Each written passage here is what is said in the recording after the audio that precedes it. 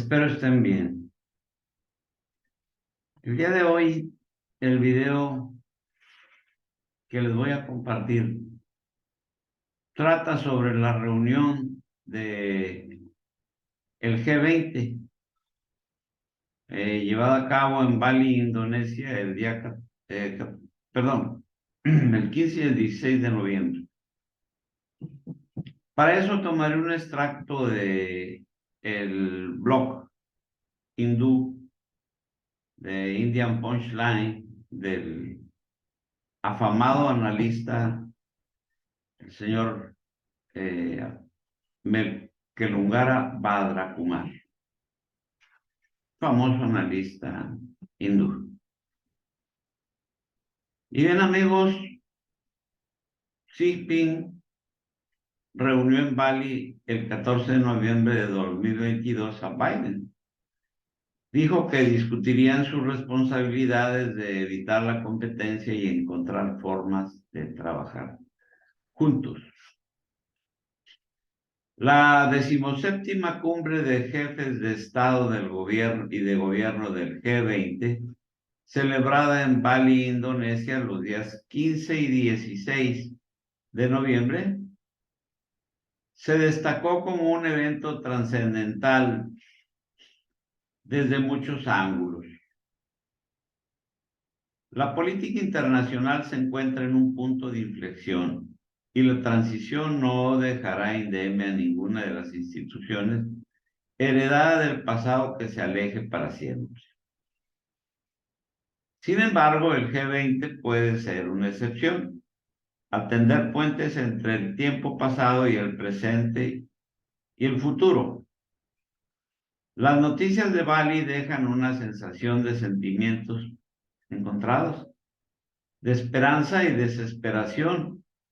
El G20 se concibió en el contexto de la crisis financiera del 2007.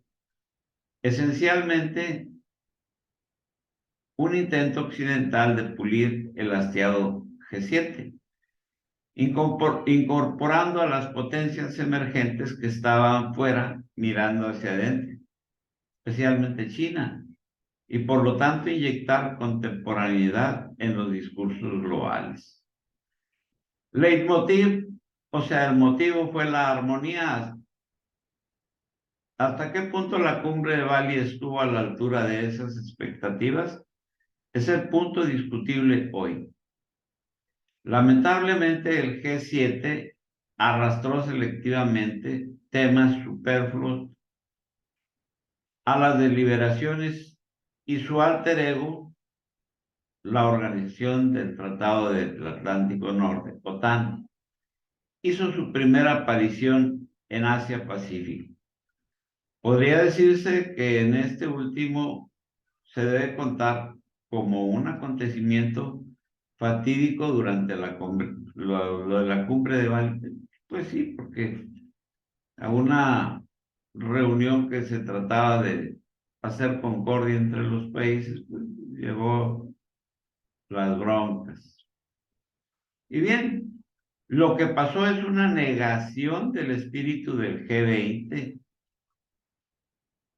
Si el G7 se niega a descartar su mentalidad de bloque, la cohesión del G20 se ve afectada. Las declaraciones conjuntas del G7 y la OTAN podrían haber sido emitidas desde Bruselas o Washington o Londres. ¿Por qué Bali? El presidente chino Xi Jinping acertó al decir en un discurso escrito en la cumbre del CEO de la PEC en Bangkok el 17 de noviembre que Asia-Pacífico no es el patio trasero de nadie y no debe convertirse en un escenario para la competencia de las grandes potencias. Ni el pueblo ni los tiempos permitirán jamás ningún intento de librar una nueva guerra fría. Xi Jinping advirtió que tanto las tensiones geopolíticas como la dinámica económica en evolución han tenido un impacto negativo en el entorno de desarrollo y la estructura de cooperación del Asia-Pacífico. Xi dijo que la región de Asia y el Pacífico alguna vez fue terreno de rivalidad entre las grandes potencias y sufrió conflictos y guerras. La historia nos dice que la confrontación de bloques no puede resolver ningún problema y que el sesgo solo conducirá al desastre. Se ha roto la regla de oro de que los problemas de seguridad no son competencia del G20. En la cumbre del G20, los países occidentales secuestraron al resto de los participantes en la cumbre de Bali. Our way or no way. O sea, por nuestro camino o no hay camino. A menos de que se aplacara al intransigente occidente sobre el tema de Ucrania, no podría haber una declaración de Bali, por lo que Rusia cedió. El sórdido drama demostró que el ADN del mundo occidental no ha cambiado.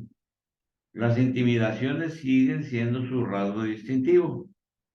Pero irónicamente, al final del día, lo que se destacó fue que la declaración de Bali no denunció a Rusia sobre el tema de Ucrania.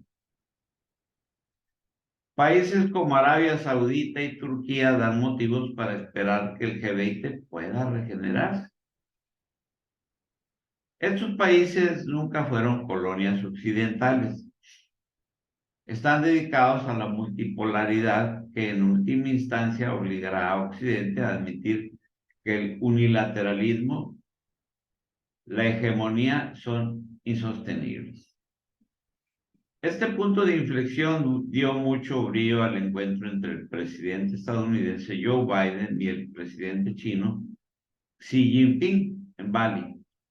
Washington solicitó tal reunión al margen de la cumbre del G20 y Beijing accedió. Una cosa sorprendente de la reunión fue que Xi estaba apareciendo en el escenario mundial después de un congreso del Partido Comunista enormemente exitoso. La resonancia de su voz era inconfundible.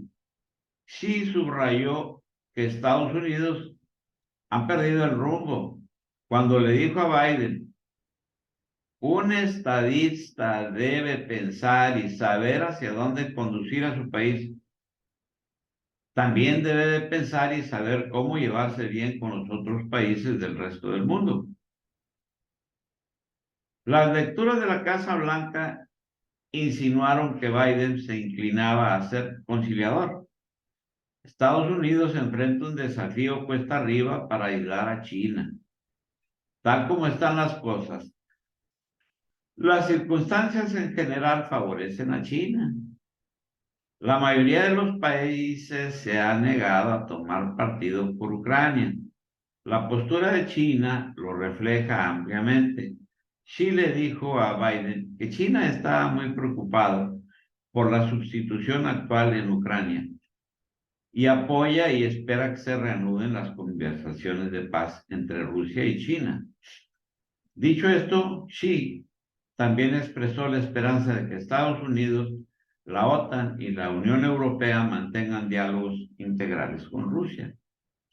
Las fallas que aparecieron en Bali pueden tomar nuevas formas para cuando el G20 celebre su 18ª cumbre en la India el próximo año. Hay motivos para ser cautelosos y optimistas a la vez. En primer lugar, es improbable que Europa acepte la estrategia estadounidense de imponer sanciones a China como arma. No puede permitirse el lujo de desvincularse de China, que es la nación comercial más grande del mundo y el principal impulsor del crecimiento de la economía mundial. En segundo lugar, al igual que los gritos de batalla en Ucrania unieron a Europa detrás de los Estados Unidos, se está llevando a cabo un profundo replanteamiento. Mucho angustioso está ocurriendo sobre el compromiso de Europa con la autonomía estratégica. La reciente visita del canciller alemán Olaf Scholz a China apunta en esa dirección. Es inevitable que Europa se distancie de las aspiraciones de Guerra Fría de Estados Unidos. Este proceso es inexorable en el mundo en el que Estados Unidos no está dispuesto a gastar tiempo, dinero o esfuerzo en sus aliados europeos. El punto es que, en muchos sentidos, la capacidad de Estados Unidos para brindar un liderazgo económico global efectivo ha disminuido irreversiblemente, habiendo perdido su estatus preeminente como la economía más grande del mundo, por un amplio margen.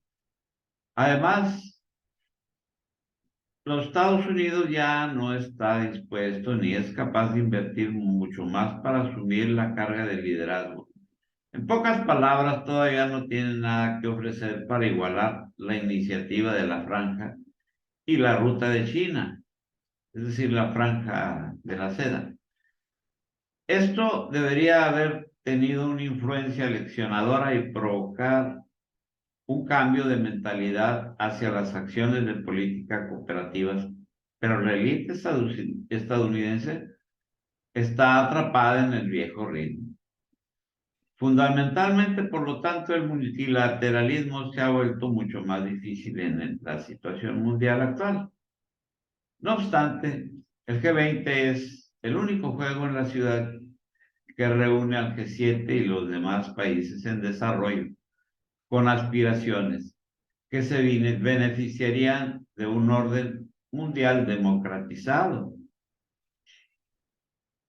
El sistema de alianzas occidentales tiene sus raíces en el pasado. La mentalidad del bloque tiene poco atractivo para los países en desarrollo.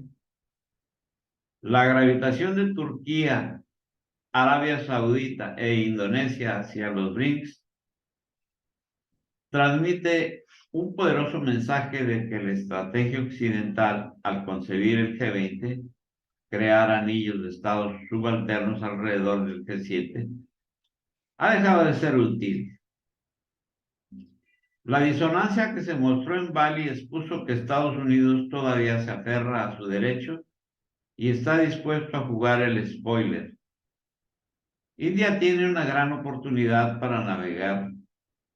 El G20 es una nueva dirección, pero también requiere cambios profundos por parte de la India, que se alejen de sus políticas exteriores centradas en los Estados Unidos, como mínimo, evitando cualquier descenso adicional en las políticas de empobrecimiento del vecino. Es decir, las políticas actuales del G7, o sea, los países dominantes, han llevado al mundo al empobrecimiento. Y ese juego de suma cero, en ese juego de suma cero, el presidente de Indonesia, Joko Widodo, recibió una mano terrible. ¿Cómo celebrar un G20 para discutir la seguridad alimentaria y energética y el desarrollo sostenible y los problemas climáticos cuando todo bajo el sol está polarizado por la guerra de Ucrania? Widodo hizo lo mejor que pudo, instando a todos en el G20 a terminar con la guerra, con una sutil insinuación de que ser responsable significa crear situaciones no de suma cero. El problema es que gran parte del G20 llegó a Bali empeñado en la suma cero, buscando la confrontación con Rusia y casi ninguna conversación diplomática. La delegación de los Estados Unidos y el Reino Unido declaradamente querían desairar al ministro de Relaciones Exteriores de Rusia, Sergei Lavrov. En cada paso del camino, Francia y Alemania es un asunto diferente. Lavrov habló brevemente tanto con Macron como con Scholz y les dijo: Kiev no quiere negociaciones. Lavrov también reveló algo bastante significativo para el sur global. Estados Unidos y la Unión Europea le ha prometido por escrito al secretario general de la ONU que se levantarán las restricciones a la exportación de cereales y fertilizantes rusos. Veamos cómo se implementa. La tradicional foto grupal antes del G20, un elemento básico en todas las cumbres en Asia, se tuvo que posponer porque, ¿qué más? Biden y Sunak, Estados Unidos y el Reino Unido, se negaron a estar en la misma foto con Lavrov, el secretario de Relaciones Exteriores de Rusia. Tal histeria infantil y poco diplomática es profundamente irrespetuosa hacia la amabilidad ritual balinesa, la cortesía y un espíritu de no confrontación. El giro occidental es que la mayoría de los países del G20 quería condenar a Rusia en Ucrania. Disparates. Fuentes diplomáticas insinuaron que de hecho puede ser una división 50 y 50. La condena proviene de Australia, Canadá, Francia, Alemania, Italia, Japón, Corea del Sur, Reino Unido, Estados Unidos y la Unión Europea, los 28 países de la Unión Europea. La no condena de Argentina, Brasil, China, India, Indonesia, México, Arabia Saudita, Sudáfrica, Turquía y por supuesto Rusia. Gráficamente el sur global, que ahí se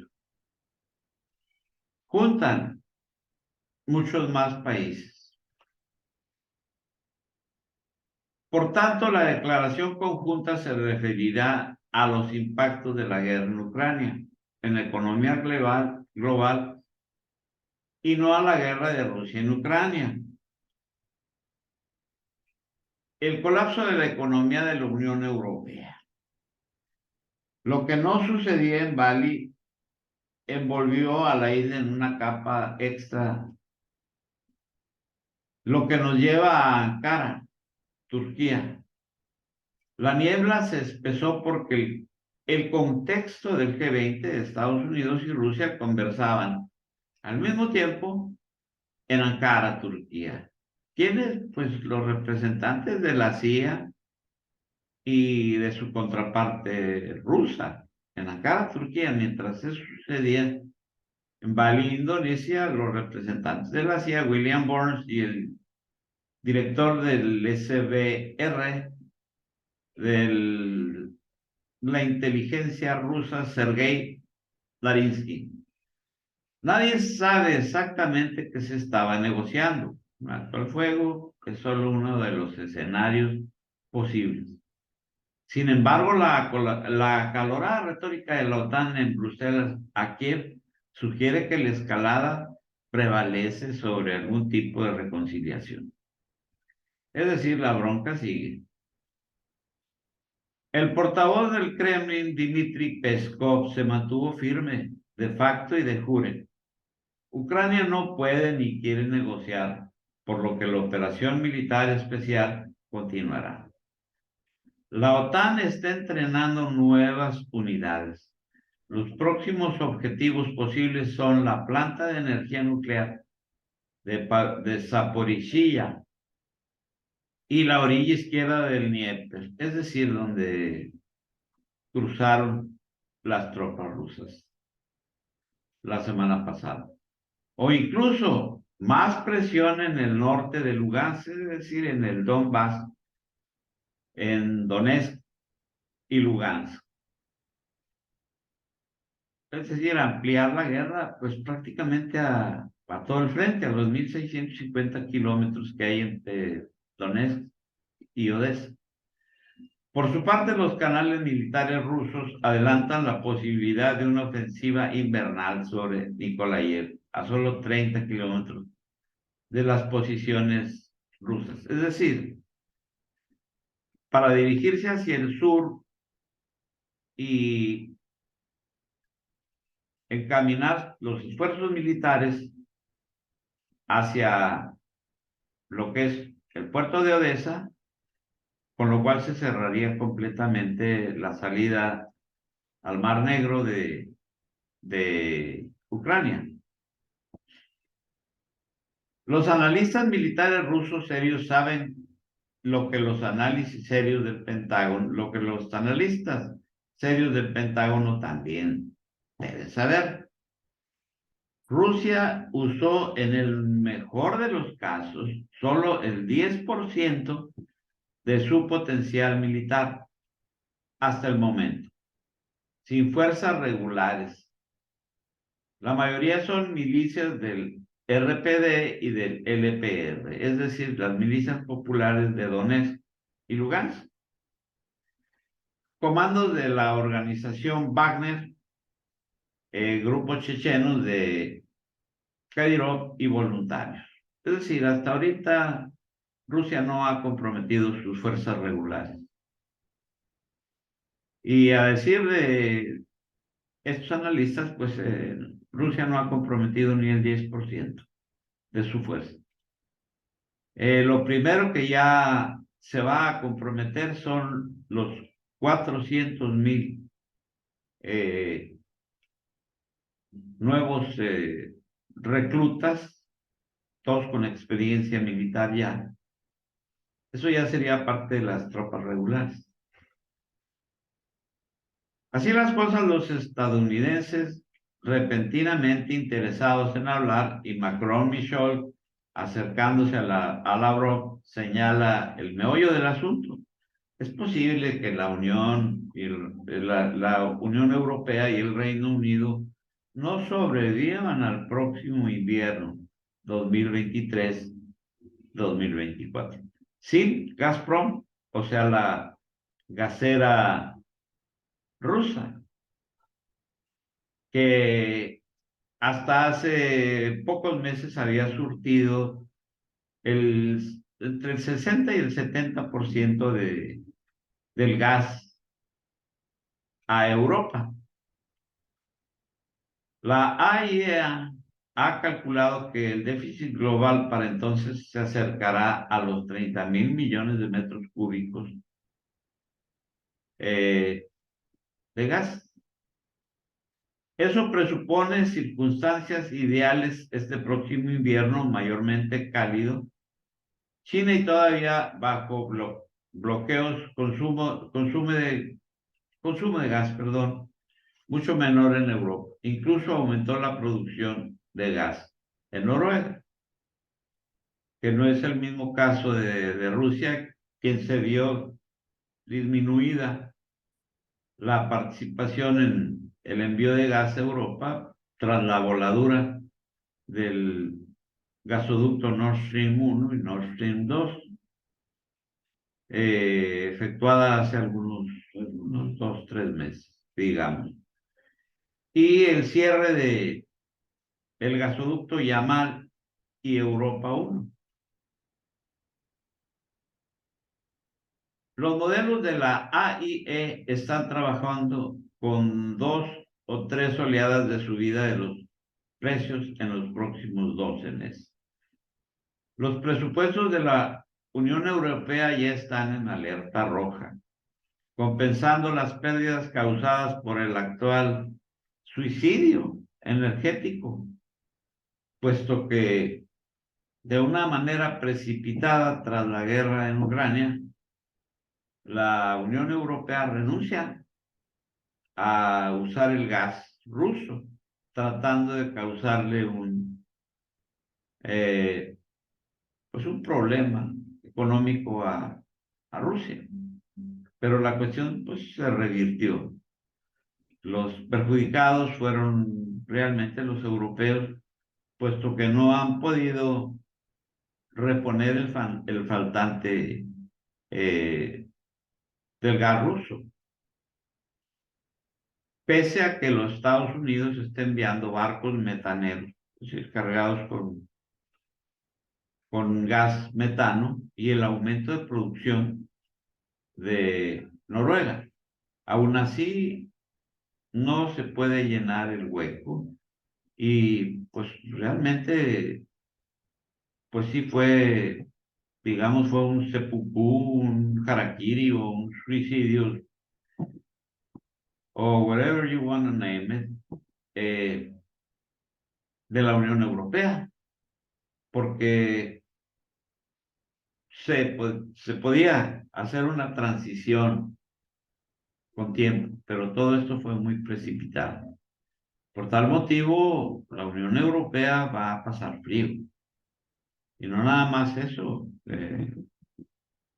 lo que va a pasar también es que la Unión Europea está en una precariedad económica, con una alta inflación, con un grave problema por delante.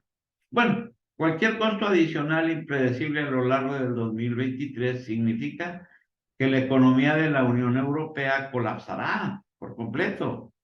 Cierre de industrias en todo el espectro euro, en caída libre, aumento de la inflación, deuda que corroe todas las latitudes, desde las naciones del Club Mediterráneo hasta Francia y Alemania. La jefa o dominatriz de la Unión Europea, Ursula von der Leyen, al frente de la Comisión Europea y por supuesto debería de discutir todo eso en interés de las naciones de la Unión Europea, con los actores globales en Bali. En cambio, su única agenda es una vez más demonizar y denostar a Rusia, y aquí no hay simplemente disonancia cognitiva de mal gusto. Es decir, siguen en la misma línea. Bueno, amigo, eso es todo por el video del día de hoy. Espero les haya gustado. Ya nos vamos actualizando un poquito más. Ya traemos un retraso de una semana, puesto que los primeros videos que empecé a grabar fueron para poner en contexto el problema actual de la guerra de Ucrania y la situación que está afectándonos en todo el mundo. Nos guste o no nos guste, nos está afectando a todos.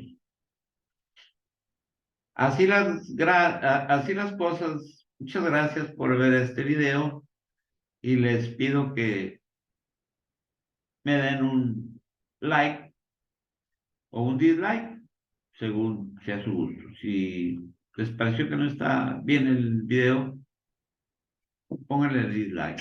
Si le gustó, pónganle like.